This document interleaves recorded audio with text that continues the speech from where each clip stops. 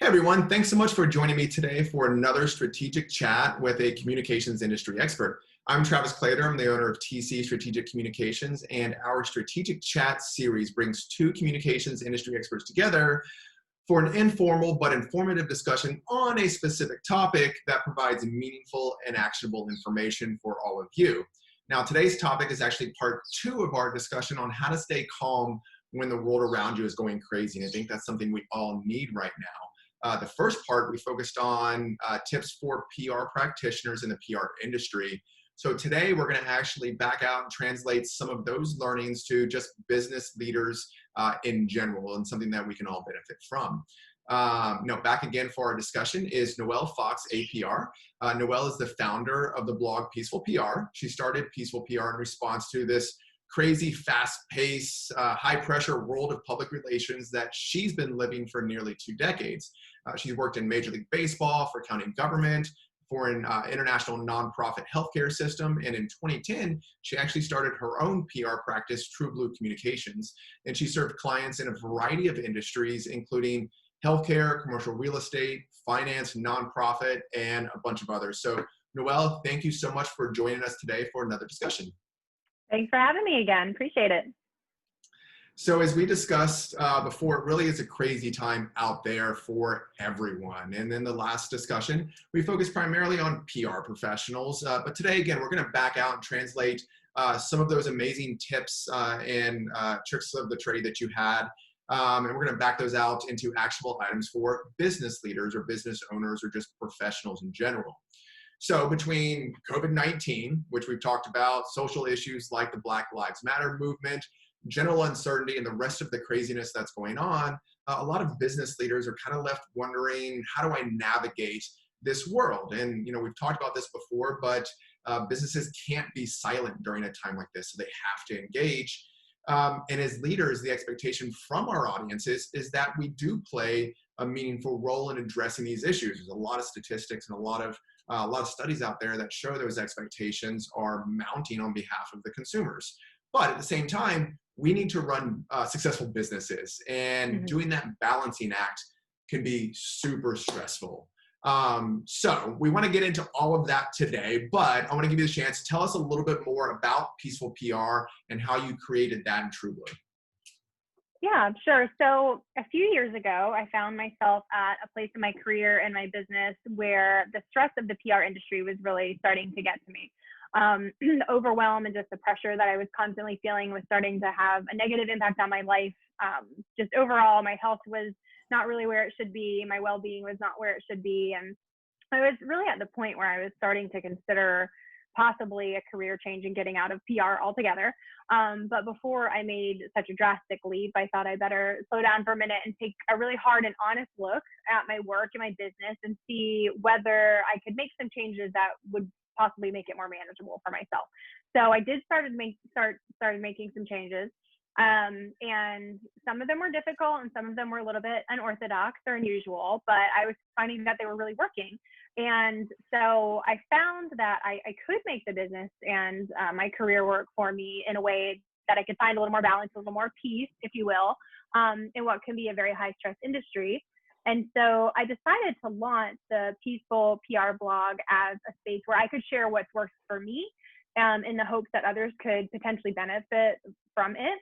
And, the blog has posts on everything from productivity hacks to professional relationship advice to operational tips for independent practitioners or agency leaders, and even just little tips on improving health and well-being, those kind of things. That's fantastic. And I can tell you that for anybody who hasn't checked out the blog, definitely do that. She's got some amazing tips, and it's been such a great resource, especially for those in the industry. And Peaceful PR is those are terms that don't normally go together, but it's so important that, right? I mean, you've lived it, we've lived it. So it's important that we find that kind of mindset so we don't drive ourselves crazy. Yeah, it was funny because when I was trying to kind of brainstorm on what to call the blog, I was out taking a walk in a nature preserve on a nice boardwalk trail. And I'm like, this is it. This is what I'm missing. What is this? What do we call this? And I'm like, this is peace. I'm like, we need to find more peace in PR, a little more balance, a little more calm, a little less frenetic energy. So that's what I was going for. Well, let me know when you get there. And Yeah. I mean, it's I'm a constant battle, but. yes, I'm along for the ride. I'm working on it. So. Well, let's get into the meat a little bit of the discussion today. Yeah. So, as business leaders, we have so much that we need to worry about, and information coming at us from all directions. And again, we're being tugged in a bunch of different directions between engaging with audiences and trying to play that meaningful role, and then trying to run a successful business. So, what advice do you have when trying to figure out what to focus on to maintain your brand and run that successful business? Sure. So I am a big believer in the power of mission statements, vision statements, and core values as general sort of guiding light. And so I think that one of the best things that business leaders can do at a time like this, where they may find themselves a bit adrift, a bit unfocused, or not really sure where to go or where to focus, I think is to return to their mission, their vision, and their core values, and remind themselves what they stand for and what their purpose is, and how to align their actions in a way that's authentic and genuine. That being said, I realize there are a lot of businesses that don't have a formal mission statement or vision statement or core values. So I think this could be a really great time to develop those for businesses that don't have those yet. And I think, as a third potential scenario, there may be some business leaders who do look at their mission, vision, and values and realize that when they look at them now, they're not quite resonating anymore. They're not quite, as in line with what the company has become or where they want to go. And so, and I think that could be a rather common finding, possibly, because I think a lot of people right now as individuals and a lot of businesses in general are questioning what they believe in and what they stand for. And so it may be a time for updating an organization's mission and vision and values. So regardless of where a business might be with their mission, vision, and values, I think that, it's good to consider them as a touchstone and a guiding light at all times. And that's going to help ensure that leadership are on the same page with how they want to proceed, especially in difficult times, and to help ultimately then maintain that brand, because the more that you're able to focus on, here's who we are, what we stand for, what's important to us, where we want to go, let's, figure out in these times where there's a lot of challenges, but also a lot of opportunities, how can we move forward in a way that's authentic to our brand, and how do we really propel that message forward in a way that's meaningful? Yeah, I mean, you bring up such a good point in that, if you have those things, that foundation, and really that's what we're talking about, is creating the foundation for how you contextualize and talk about your brand or your company to all of your audiences, not just your external audiences, but your internal audiences, right? Right. And exactly. So when you have that foundation, it becomes so much easier to just translate that to the specific audience that you're talking to. But again, like you said, so many brands and so many companies, especially small to medium-sized companies, don't have that brand statement, or the vision statement, the mission statement, or have even. I'm working with a client right now, where we're really working to flesh out just what their core messaging is, and how we convey what they're about, what their mission is, and what they do as a company, and the services and the technology that they offer. So for companies that are in that position, how do you recommend, what are the steps to go about contextualizing that, getting that foundation created? Well, I think that, I think it needs to be a team effort for sure. If you're in a position where you're looking at either updating or creating a mission, vision, and values, that's something that really needs to be a collaborative effort, I think, from different areas of an organization and different layers of an organization. It shouldn't come just from a few people at the C-suite, or just the CEO or the president. And how to go about it, I think, definitely depends on the size of the organization and the complexity of the organization and all of that. But in general, I think having that collaborative nature in the beginning, where you're really looking at across the board, what is our culture? What is important to our employees? What's important to our team? Why are we here? Why do we exist? Why was this business even started? What value do we bring our customers, our clients, our community, or whatever that looks like? And so I think really just getting to the heart of, where the organization has come from, where it's going, and involving as many people within reason in that process of identifying that and really whittling it down is sort of a good way to to do it. And it's not an easy process at all. You've gone through this, I'm sure I have too. And it can be complicated, and sometimes not everybody agrees. And a lot of times if there is a strategic communicator who can help sort of guide that process, that can make it a lot easier. In terms of pulling in the different opinions and kind of vetting through and sifting through to find, the golden nuggets and, a lot of other little pebbles that might get in there. So yeah, I mean, those are my kind of big points of advice, but do you have others that I didn't touch on? Yeah, no, I think that's phenomenal. The only thing that I would add is make sure you bring in your external stakeholders. Yes. Broaden it out a little bit, because I've been a part of organizations large and small, and no matter how big your organization is, you tend to get lost in the middle of everything. So You're right. bring in some of those external stakeholders to help you. Is that when you're missing the forest for the trees, however that saying goes, right? You want to make sure you're bringing in those outside perspectives. And the other thing is bring in an expert. Bring in an expert, and a single expert, a team, depending on what you need. But do not go at this alone. This is a communications exercise. Right. This is going to be the foundation, again, of how you talk about and how you contextualize what your mission is and what your company is all about, what your brand is all about, to all of your audiences. Bring in the experts. I cannot stress that enough. Bring in the expertise that's going to help you get through that process and ultimately get to something that is going to give you what you need in the long term.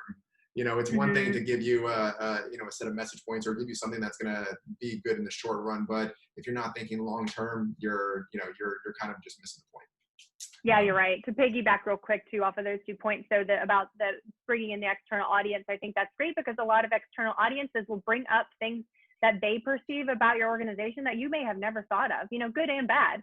And so I think having that perspective is really, really valuable and really important. And then on the bringing an expert, I agree with you. And I've been on both sides, where I've worked in-house with an organization that's gone through a massive rebranding. And I've also been on the other side where I've, as an external expert, helped clients with that kind of messaging. And definitely including the in-house people is great, but almost bringing in an outside perspective is also extremely helpful. So again, because they're coming from the outside, they don't necessarily have some of those biases or preconceived notions that you just tend to get when you're working somewhere for a while in-house. Do you know what I mean? So I think sometimes getting an outside perspective, even from the experts, from the expert standpoint, can be really helpful too, even if you have a really strong communications team in-house. Oh, without a doubt. And look, you have to have somebody that's not afraid to come in and tell you exactly the way that things are.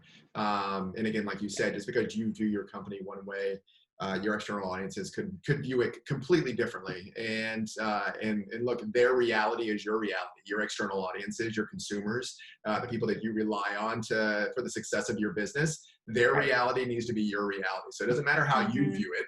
It matters how they view it. Right. Exactly. Yep. So kind of moving on, we talked before in the first part of this about the role of gratitude. You had some amazing insights on how that plays into a PR professional's life, but I'm curious, how do you think that translates into just general business or the general business world?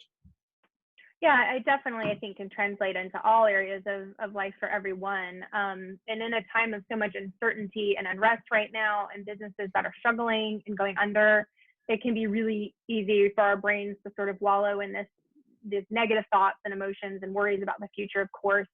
But practicing gratitude it's been proven that it can combat that kind of thinking and sort of shift your mindset. And by the way, what I'm talking about by practicing gratitude is taking the time to thoughtfully focus on the good things in our life.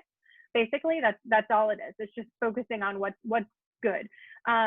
So in a business context, practicing gratitude can take the focus off of what's going wrong for us and put more of the attention on what's going right. So for example, I might sit down at my desk at the start of my workday and jot down 3 to 5 things that I'm grateful for related to my business. So it could be, I'm grateful that my clients are weathering the pandemic fairly well, or I'm grateful that my clients still recognize the value of public relations, or I'm grateful my clients' customers are engaging in social media and still finding the content that we're posting helpful.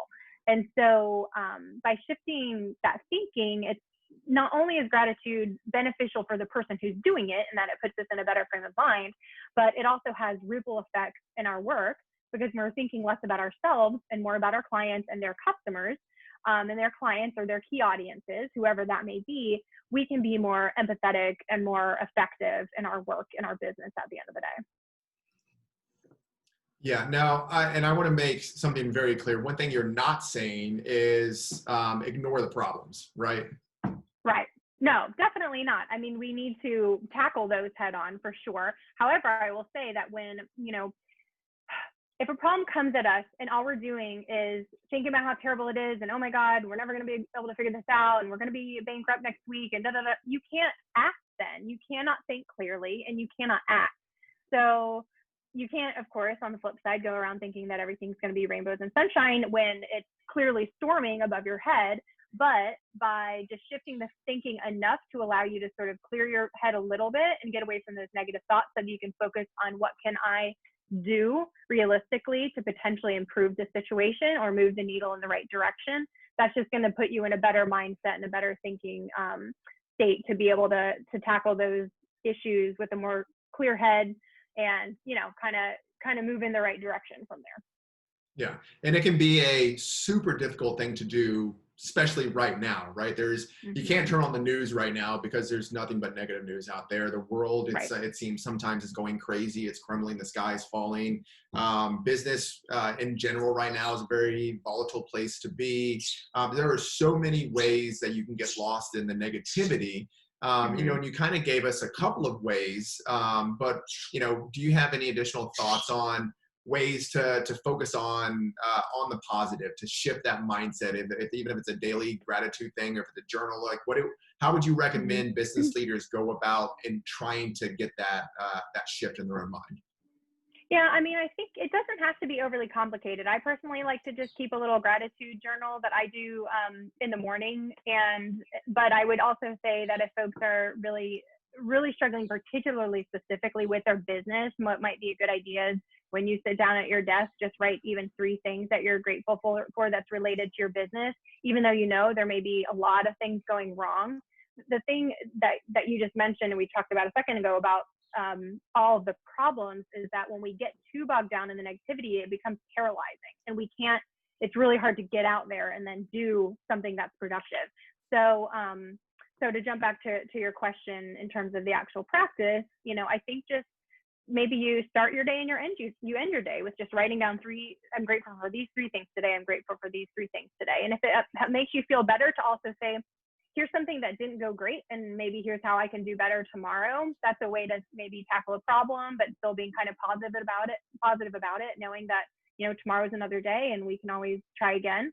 But I think just that there's some days where I might have forgotten to journal in the morning, do my little gratitude journal in the morning. And so if I'm somewhere where I don't have paper and pencil, I'll just stop for a minute and just tick through the list in my head. And I'm like, okay, that's what I'm grateful for. Like, let's keep going now. So, there's different ways work for different people. But I think that at the end of the day, it's just trying to not get too bogged down in all the negativity and, free yourself up to be able to move forward in a productive way.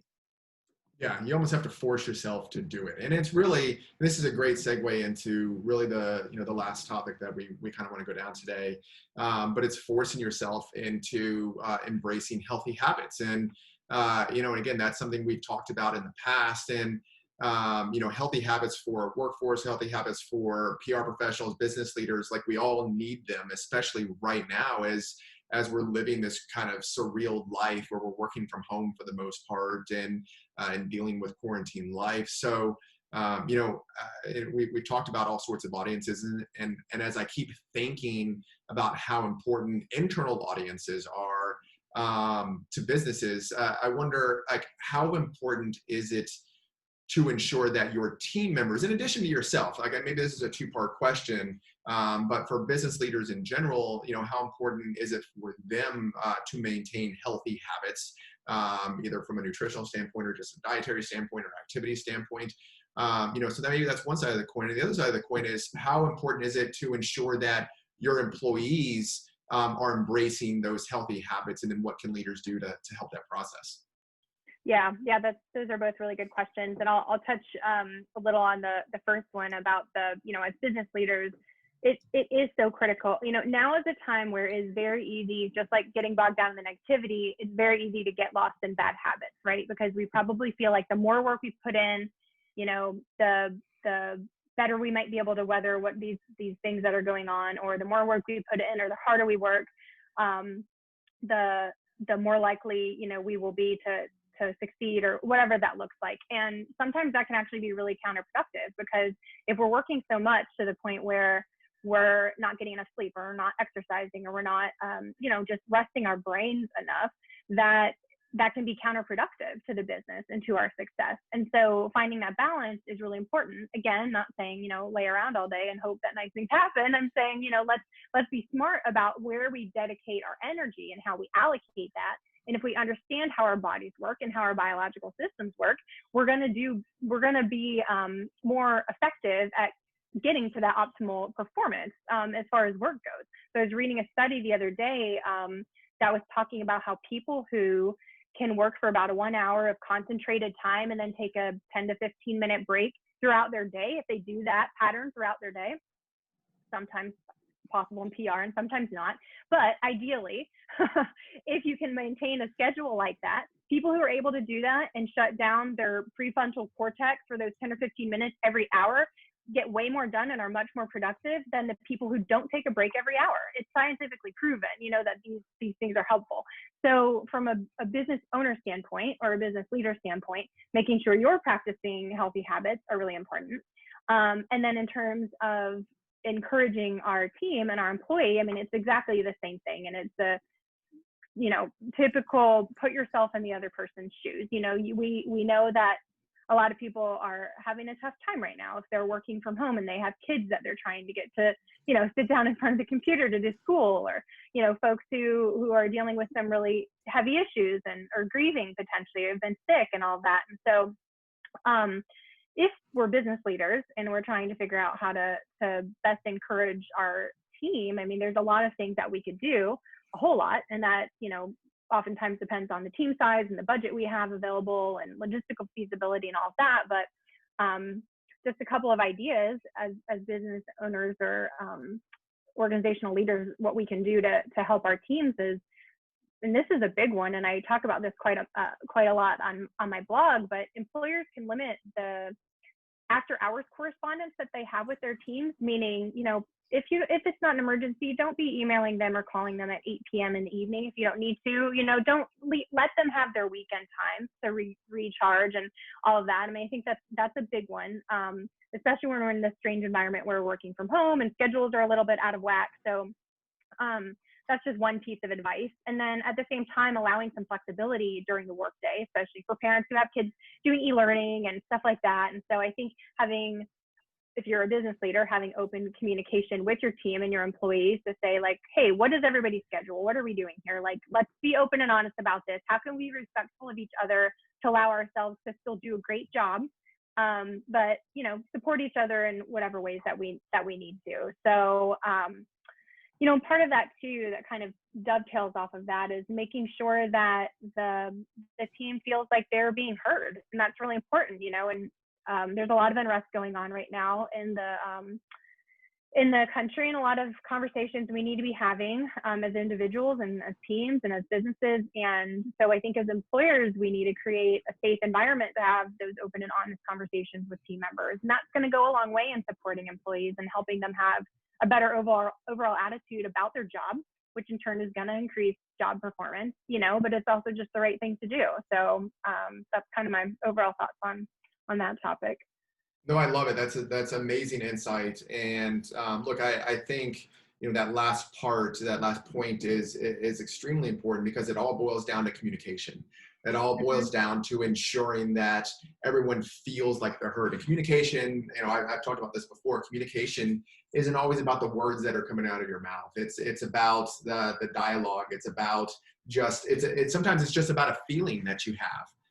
Ensuring that your audiences have that they feel like they've been heard, or they feel like they do have a voice if they choose to exercise that voice, right? So You know, half the battle for communications or effective communications is ensuring the lines are open, right? And then when you Yeah. need to utilize the lines, then you know that's a different kind of effective communications. But you have to have Hmm. you know, something there that is the conduit to having the discussions, and sometimes that's all they need. And I will say, going back a couple of points, I think I am living proof that the 10-minute break every hour or two is very effective. I think I would go Hmm. nuts without it. You know, so it's Yeah. I'm living proof. You know, I've got to take a, you know, 5-10 minute break just to rest my brain or rest my eyes. We do so much writing, and Yeah. you know, again, whether it's writing or whether it's you know, whatever it is you do for your business, you have to Hmm. take that break. Your mind needs that time to just level set for a second, and help Exactly. you think more clearly, right? Right, because your brain gets stuck too on whatever you were last doing. So if you don't give that a break before you switch to your next work task, then there's a good chance that you're not going to be able to do as well on this next task because you're still kind of hung up on, you know, what you were doing previously. So I'm not explaining that very scientifically, but I know that there are scientific, you know, studies that show that general gist. Hey, Yeah. I'll be the case study. We're gonna make this scientific. It's cool. Yeah. So, but no, I agree so much. And look, you know, I want to continue the discussion with you. And you know, I'm feeling all this is going to lead to a part 3 sometime. But you know, definitely want to respect your time and wrap up today's conversation. So thank you again so much for joining me for another strategic chat. It's always a pleasure to get together, to hear your insight, to hear your expertise, and just spend a few minutes together. So thank you. Yeah. Thank you so Uh, much for having me. It was great. Awesome. And for everyone who didn't get a chance to see part 1, make sure you head over to tcstrategic.com where you can catch that video as well as other posts on our Strategic Thoughts blog. So thank you again so much for joining us, and we'll see you again soon.